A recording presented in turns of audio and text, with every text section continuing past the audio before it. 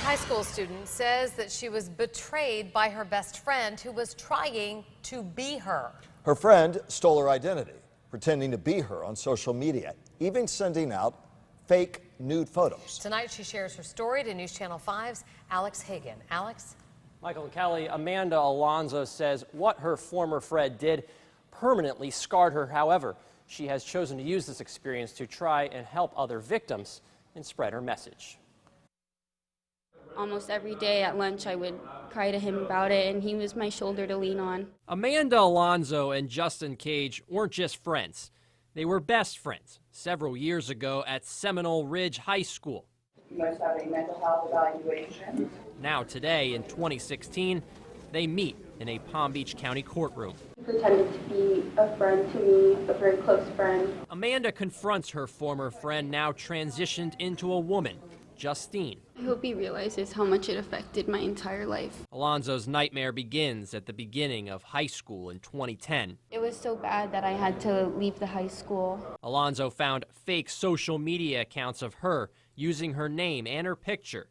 The profile picture was Amanda's. The name on the account, Amanda Alonso. The person using the account would not only message boys at school, but others across the country, even sending fake pornographic images found on the internet. I had people contacting me from Texas saying that I was talking to them. In 2014, deputies tracked the account through an IP address. Justine confessed to creating the profile, telling deputies, "It's hard to put into words. It's like I know I can't have it because I'm not in the body, the right body." I wanted to be me.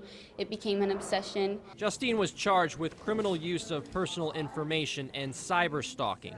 She took a plea deal Wednesday, 6 years probation, 2 years house arrest. No social media, no contact with Amanda. Is there anything you want to say to Amanda? Absolutely not. Justine did not want to comment, but her attorney, Andrew Strecker, did. She was an A student, no criminal history whatsoever.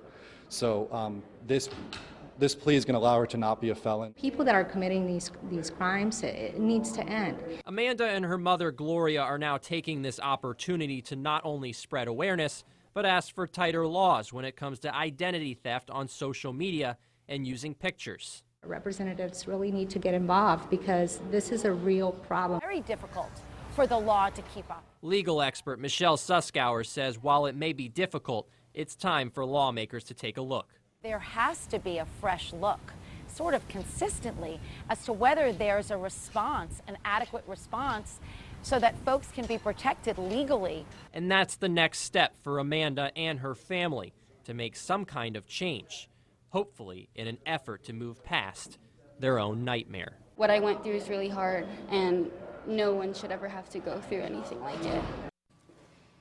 So Amanda, she also told me she plans to write letters to lawmakers. She also hopes to share her story at local high schools, spread her message about what happened to her.